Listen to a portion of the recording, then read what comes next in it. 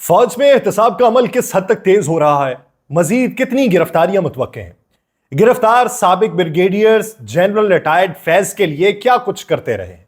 Retired फौजी अफसरान के अलावा रिटायर्ड ब्यूरोक्रेट या सरकारी अफराद की गिरफ्तारियों के पीछे हकीकत क्या है? क्या इस सारे अमल में हुकूमत बच जाएगी या फिर हुकूमत के दिन गिने जा चुके हैं? 3 यूरोपीय नंबर्स पर अडयाला जेल से किसे कॉल होती थी और कौन अपने रवाबित का इस्तेमाल करता था? हुकूमत में मौजूद किस शख्सियत के जनरल रिटायर्ड बाजवा से जाती मरासिम थे और उन्होंने क्या इंकशाफ किया है? आप सब पर सलामती हो। रियाज गाजीपुरी का लिखा हुआ है, मेरे दिल के ये दाग सारे हैं, आसमां पर जो चांद तारे हैं, क्या निराले हैं खेल उल्फत के, जीतने वाले खेल हारे हैं, जिनको गैरों के साथ देखा है, कैसे कह दें कि वो हमारे हैं। हर तरह जो वतन के काम आए, वो वतन में ही बेसहारे हैं। कल जहां शाखे आशियाना थी, आज कुछ राख कुछ शरारे हैं। हू का आलम है चार समत रियाज, गर्दिशे वक्त के नजारे हैं। मैं यासिर रशीद हूं और आप मेरा वीलॉग देख रहे हैं। नाज़रीन, कुछ दिनों पहले एक बड़ी गिरफ्तारी के बाद आज पाक फौज के शोबा ताल्लुकात आमा इंटर सर्विसेज पब्लिक रिलेशन का कहना है कि साबिक DGISI lieutenant general retired Faiz Hamid के कोर्ट मार्शल के सिलसिले में 3 रिटायर्ड फौजी अफसरान भी फौजी तहवील में ले लिए गए। ISPR की जानिब से जो बयान जारी हुआ है उसके मुताबिक 3 रिटायर्ड अफसरान को फौजी नज़्म-ओ-ज़ब्त की खिलाफ वर्जी पर तहवील में लिया गया। रिटायर्ड अफसरान और उनके साथियों से इस ज़िमन के अंदर मजीद तफ्तीश जारी। इब्तदाई तौर पर जब ये मालूमात सामने आई तो बहुत सारे लोग चैमगोइयां करते हुए दिखाई दे रहे थे कि ये कौन से लोग हैं, ये कौन पकड़ में आया है। फिर ISPR ने तीनों के नाम जो हैं वो जारी किए। ISPR के मुताबिक तीनों रिटायर्ड अफसरान सियासी मफादात की ईमा पर और मिली भगत से अदम इस्तेहकाम को हवा दे रहे थे। फौजी तहवील में लिए गए तीनों अफसरान के नाम सामने आए। गिरफ्तार अफसरान में 2 रिटायर्ड ब्रिगेडियर हैं और 1 रिटायर्ड कर्नल शामिल है। तहवील में लिए गए साबिक फौजी अफसरान में ब्रिगेडियर रिटायर्ड गफ्फार है, ब्रिगेडियर रिटायर्ड नईम है और कर्नल रिटायर्ड आसिम शामिल हैं। तीनों अफसरान पैगाम रसानी का काम करते थे और गिरफ्तार दोनों रिटायर्ड ब्रिगेडियर्स का ताल्लुक चकवाल से है और दोनों अफसरान जो हैं वो रिटायरमेंट के बाद सियासी पैगाम रसानी और सहूलतकारी के अंदर मुलव्वस थे। तीनों अफसरान जो हैं वो सियासी जमात कौन सी, यानी कि पाकिस्तान तहरीक इंसाफ और फैज हमीद साहब के दरमियान राबिता कारी के अंदर भी शामिल थे। अब बहुत सारे लोग कहते हैं कि ये अफराद क्या करते रहे या इन्होंने क्या काम किए हैं, ये हैं कौन? ये वही लोग हैं कि आज से 2-3 दिन पहले जब मैंने वीलॉग किया था और वीलॉग के अंदर जनरल रिटायर्ड फैज के टॉप सिटी केस के हवाले से उसकी तफसीलात बयान की थी, तो उसमें जो मोइज़ अहमद खान जो टॉप सिटी के मालिक थे, उन्होंने जो दीगर अफराद के नाम लिए थे वो यही अफराद थे। यानी मैंने उस दिन ये बताया था कि वो गफ्फार का नाम ले रहे हैं, वो नईम का नाम ले रहे हैं, तो उनकी तरफ से वो जो नाम लिए गए थे ये वही अफराद हैं जो टॉप सिटी केस के अंदर, जिनका तज़किरा सुप्रीम कोर्ट के केस में भी हुआ, वजारत दिफा में जो दरख्वास्त दायर की गई थी उसके अंदर भी हुआ और तहकीकात जो जारी थी उस ज़मर में भी हुआ। तो इसलिए ये वही अफराद हैं जो उस तरफ को उस केस के अंदर मुलव्वस पाए गए थे या जिनके ऊपर उस वक्त इल्ज़ाम जो है आयद किया गया था, उसकी तहकीकात जारी थी। तो अब ये देखिए कि ये डेवलपमेंट हुई तो साथ में पाकिस्तान मुस्लिम लीग नून ने अपना अहम मशावरती इजलास बुला लिया, जिसमें lieutenant general retired Faiz Hamid की गिरफ्तारी के बाद की सूरत हाल के ऊपर गुफ्तगू हुई। इजलास के अंदर वज़ीर आज़म शहबाज शरीफ थे, डिप्टी वज़ीर आज़म इसहाक डार थे, वज़ीर आला पंजाब मरियम नवाज थी, ख्वाजा साद रफ़ीक थे, हमजा शहबाज थे, सुलेमान शहबाज थे, अता तारड़ थे, राना सनाउल्लाह थे, परवेज़ मलिक थे और अहद खान थे। अहद खान चीमा जो हैं वो उसके अंदर मौजूद थे। अब मुस्लिम लीग नून के मशावरती इजलास में मियां नवाज शरीफ साहब ने पार्टी को फाल करने के लिए सेंट्रल एग्जीक्यूटिव कमेटी का इजलास बुलाने की हिदायत की। साथ ही उन्होंने ये भी कह दिया बिजली और अशाए खुरनोश की कीमतों में फौरी कमी के लिए प्लान जो है वो भी मुझे पेश किया जाए। सदर नून लीग ने पार्टी सरगर्मियों को तेज करने की भी हिदायत कर दी। बिजली के बिलों में जल्द रिलीफ देने का भी टास्क दे दिया। इजलास में वज़ीर आज़म ने मुआशी सूरत हाल और IMF प्लान पर भी ब्रीफिंग दे दी। इजलास में मौजूदा सियासी सूरत हाल पर भी अहम मुशावरत हुई। तमाम तर चीज़ें हुई। अता तारर साहब भी आए और लिंक्स जोड़ने उन्होंने शुरू कर दिए कि ये इनके लिंक्स थे, माजी में ये सारा कुछ करते रहे। अता तारर साहब ने यह भी कहा कि जब तहरीक अदम एतमाद आई थी तो हुकूमत को बचाने के लिए ये सियासत के अंदर इन्वॉल्व रहे, और आप ही के लोग थे जो ये भी कहते रहे थे कि जनरल बाजवा साहब ने हमें ये कहा था कि ये तमाम तर मामलात जो हैं ये तहरीक अदम एतमाद की सूरत में अगर आए तो आपको हुकूमत दे दी जाएगी। ख्वाजा आसिफ साहब, यानी एक तरफ आप भी उनके साथ रवाबित में रहे, दूसरी तरफ आप भी बात करते हैं। लेकिन सवाल ये बनता है कि क्या इन उमूर का ताल्लुक जिसे आप आके बयान कर रहे हैं क्या डायरेक्ट अवाम के साथ है? ये फौज के अंदर अगर मुदाखलत की गई या फौज का गलत इस्तेमाल किया गया, अपने इख्तियारात से तजावुज किया गया, आर्मी एक्ट की खिलाफ वर्जी की गई, तो फौज के अंदर तो उसकी एहतसाब के तौर के ऊपर पेशियां होंगी, उसका नतीजा जारी हो जाएगा, जो भी उधर फैसला जारी होना है। लेकिन बतौर हुकूमत क्या आपका सिर्फ यही काम है कि आप आके खुशी की शादियां बजाएं? देखें जी, इनका लिंक स्टैब्लिश हो गया। आम आवाम को इस लिंक के स्टैब्लिश होने या ना होने से कोई फर्क नहीं पड़ता। यह फौज का अंदरूनी मामला है, फौज अपने अंदरूनी मामले को देख लेगी, और फौज की मजबूती रियासत की मजबूती से होती है। लेकिन यह उनका मामला है, अवाम के साथ जो आपका मामला है, आप अवाम को आके यह बताएं कि क्या इस चीजों से सारी चीजें जो हैं वो बेहतरी की समत में गामजन हो जाएंगी। आप ये कहते हैं कि हम फैसलों का एहतराम करते हैं, हमें पॉलिसी पर सख्ती से अमल दरामद की जरूरत है। क्या अवाम के लिए शाय खुरनोश की कीमतें कम होंगी इन गिरफ्तारियों पर खुशी के शादियाने बजाने की बजाय? क्योंकि इस पर अभी तहकीकात होनी है, इसके फैसला आना है, सारा कुछ होना है, वो सारा कुछ होगा, उसके बाद नताइज का ऐलान होगा। इन लोगों की गिरफ्तारियों के ऊपर ना तो आप वर्डिक्ट दे सकते हैं, अपना फैसला सुना सकते हैं कि ये मुलव्वस पाए गए, और ना ही आप इनको क्लीन चिट दे सकते हैं, क्योंकि अभी ये ट्रायल है। जिस तरीके से आम अदालतों में, सिविल अदालतों में कोई ट्रायल चल रहा हो तो ट्रायल के ऊपर बहसो मुबाहिसा नहीं होता, अदालत उसकी इजाजत नहीं देती। हां, जब फैसला आ जाता है तो तब उसके ऊपर बोला जाता है। ये सारे लोग अभी गिरफ्तारियां हुई हैं, उसी के ऊपर वर्डिक्ट देना भी शुरू हो गए। पहले फैसला आ लेने दें, फिर उसके ऊपर वर्डिक्ट दीजिएगा। लेकिन आपके जो असल मामलात हैं, क्या आप इससे अपनी हुकूमत को बचा पाएंगे? क्या जो मुआशी मंजरनामा है उससे आपकी हुकूमत बच जाएगी? अवाम आपके जो खिलाफ हैं आप उससे बच जाएंगे? इससे रियासत तो ठीक हो जाएगी, आप ठीक नहीं हो सकते। बानी पीटीआई इमरान खान की सहूलतकारी पे साबिक डेप्यूटी सुपरिटेंडेंट अडियाला जेल का नेटवर्क भी पकड़ा गया।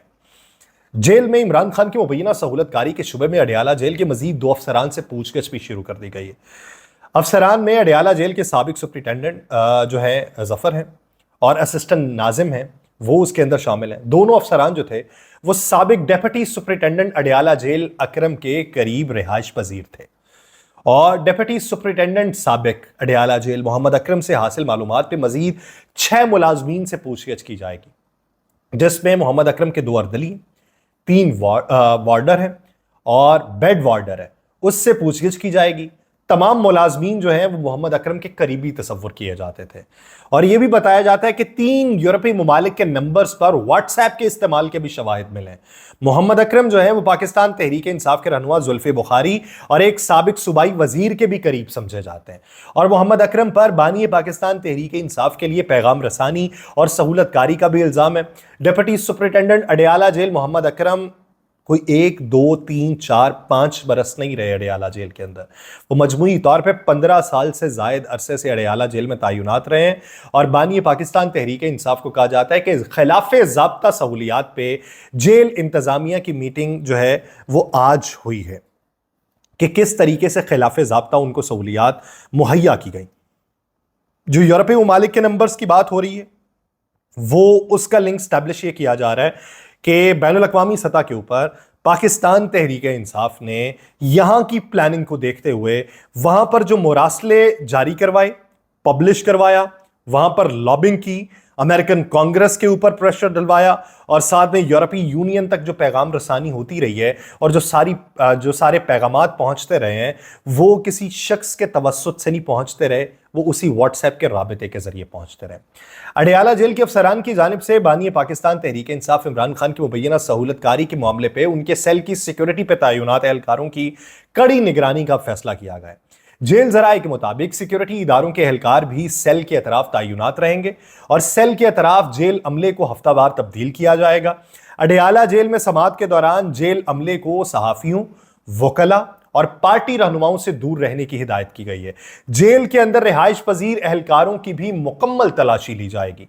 सिक्योरिटी इदारों ने कल डिप्टी सुपरिटेंडेंट जेल मोहम्मद अकरम को जब तहवील में लिया था, साबिक डिप्टी सुपरिटेंडेंट, तो उसके बाद जो जासूसी का इल्जाम था, पैगाम रसानी का इल्जाम था, सहूलतकारी का इल्जाम था, तो उसके बाद जरा ये बताते हैं कि assistant superintendent Adiala jail Bilal से भी सिक्योरिटी इदारों ने कल रात पूछगछ की थी कि ये किस तरीके से मावराए कानून आप उनको सहूलियात दे रहे हैं या उनके लिए पैगाम रसानी का काम जो है वो किया जा रहा है।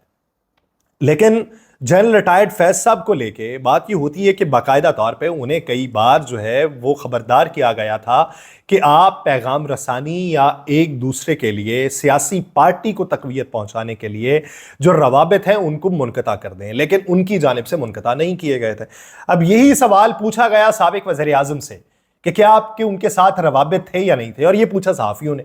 तो साबिक वज़ीर आज़म और बानी चेयरमैन पीटीआई इमरान खान का कहना है कि जनरल रिटायर्ड फैज़ हमीद का मामला फौज का अंदरूनी मामला है, मेरा साबिक डीजी आईएसआई से कोई जाती ताल्लुक नहीं है। इमरान खान ने अडयाला में सहाफ़ियों से गुफ्तगू करते हुए कहा कि मेरा जनरल रिटायर्ड फैज़ से कोई ताल्लुक नहीं है।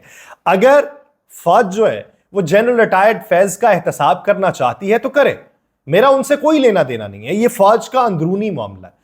पाकिस्तान तहरीक इंसाफ के बानी इमरान खान ने कहा कि ख्वाजा आसिफ ने कहा था कि जनरल फैज का 9 मई वाकयात से भी बराह रास्त ताल्लुक है, और अगर 9 मई जनरल फैज ने करवाया है तो उसकी तहकीकात होनी चाहिए।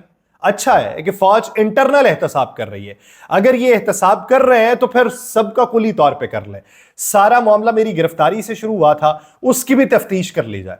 इमरान खान ने कहा कि जनरल फैज हमीद के ताल्लुकात अफगानिस्तान में बहुत अच्छे थे और जनरल फैज जो थे वो 3 साल तक उनके साथ मुज़ाकरात भी करते रहे थे।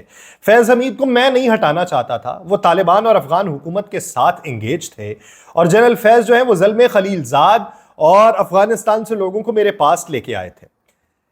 एक तरफ वो ये भी कहते हैं कि जनरल फैज हमीद हमारा असासा थे, उन्हें ज़ाया कर दिया गया। वो ये भी मानते हैं कि मैं बार बार जनरल बाजवा को कहता रहा कि जनरल फैज हमीद को ना हटाएं। जनरल बाजवा ने अपनी एक्सटेंशन के लिए जनरल फैज को हटाया। अब जितना कुछ हो रहा है उसका जिम्मेदार मैं जनरल बाजवा को ठहराता हूं। अब ये भी जनरल बाजवा को जिम्मेदार ठहरा रहे हैं। और ख्वाजा आसिफ साहब ने भी जनरल बाजवा के बारे में बात की थी, फिर जनरल फैज के बारे में भी बात की थी। तो इमरान खान ने कहा कि ख्वाजा आसिफ ने कहा कि जनरल बाजवा एक्सटेंशन चाहते थे, ये मेरे मौक़िफ़ की तायीद है। जनरल बाजवा ने अपनी एक्सटेंशन के लिए मेरी हुकूमत गिराई। नवाज शरीफ और शहबाज शरीफ की शर्त थी कि जनरल फैज को भी हटाया जाए, और जनरल फैज को हटाने पे मेरी जनरल बाजवा से सख्त तलखी हुई। अब खान साहब एक तरफ कहते हैं मेरा कोई रिश्ता नहीं, दूसरी तरफ वो ये भी कहते हैं कि मेरी तलखी भी हुई थी, तीसरी तरफ वो ये भी कहते हैं कि अगर एहतसाब हुआ है तो फिर कुली तौर पर हो जाना चाहिए, चौथी तरफ वो ये भी कहते हैं कि फौज का अंदरूनी मामला है। अब इस मामले को लेकर क्या हुकूमत जो है, हुकूमत के पास अपने बचाव के लिए कुछ है?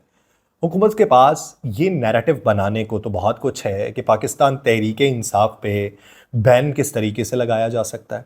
बैनुल-अक़वामी सतह पे इन्होंने पाकिस्तान के तशख़्ख़ुस को किस हद तक पामाल किया, ये नैरेटिव तो वो बना सकते हैं, लेकिन इसके मद्दे मुकाबिल क्या वो ये बात कर सकते हैं कि मुआशी मंजरनामा हमारा ठीक है, हमारे अवाम के साथ रवाबित ठीक है, हमने अवाम के लिए बेहतरी का मंजरनामा रोशन कर दिया है, बिजली की कीमतों में कमी वाक़ई हो चुकी है, पेट्रोल की कीमतों में हम जो कमी वाक़ई कर रहे हैं ये और भी कम हो जाएगी, पाकिस्तान में पर कैपिटा इनकम के अंदर इजाफा होता रहेगा, हमने जो दावे किए थे उन्हीं दावों के मुताबिक सारी चीज़ें आएंगी। यानी हमें बताया गया था कि पाकिस्तान में IT परवान चढ़ेगा, हमें बताया गया कि बैनुल-अक़वामी सतह के ऊपर इसकी पजीराई भी की जा रही है कि IT सिटी बनाया जा रहा है, लेकिन पाकिस्तान में इंटरनेट की सर्विस जो है वो स्लो हो गई और यहाँ पे फ्रीलांस काम करने वाले जो हैं वो हाथ पर हाथ धरे बैठे हैं। हमें कहा गया कि माजी करीब के अंदर जो हुकूमत थी उसमें बेरोज़गारी हुई और बेरोज़गारी अब होती जा रही है। हमें कहा गया मुफ्त तालीम देंगे और लोगों के निसाब की जो चीज़ें हैं वो ख़त्म की जाती नहीं। तो हुकूमत ने अपने लिए बचाव में क्या रखा है? दूसरी तरफ के मामला जो हैं वो चलते रहेंगे, हुकूमत के पास अपने बचाव में क्या? मलिक अहमद खान साहब कहते हैं कि ख्वाजा आसिफ के कल के दोनों प्रोग्राम में मैंने बयानात सुने, जनरल बाजवा ने साफ कहा था वो तौसीह नहीं ले रहे, मुझे पहले तौसीह मिल चुकी है, अब मुनासिब नहीं। उन्होंने कहा मेरी जनरल बाजवा से सियासी बातचीत बहुत कम होती थी। जनरल बाजवा में यहाँ अमेरिका में सिफारत खाने में एक मीटिंग में तौसीक की तरदीद करती थी और ख्वाजा आसिफ के जहन में शायद कुछ बातें जो हैं वो निकल गई हों, यानी अपने ही लोग अपने ही मामलात पे बेशुमार बातें करते दिखाई देते हैं। वो कहते हैं जनरल बाजवा की बदनीयती होती तो उनके पास ऑप्शंस मौजूद थे। मलिक अहमद खान ने यह भी कहा कि मैं कभी इस मामले पे बात नहीं करता। जनरल बाजवा के साथ मेरी जाती दोस्ती थी और आज भी है। मैं आज हकायक दुरुस्त करने के लिए बात कर रहा हूं कि जनरल बाजवा का कहना था कि बहुत से अफसरान हैं जिनका आगे आना हक बनता है। तो जब वो ये बात कर रहे हैं तो फिर ख्वाजा आसिफ साहब क्या बात कर रहे हैं? अंदरूनी तौर पे भी क्या रिफ्ट है?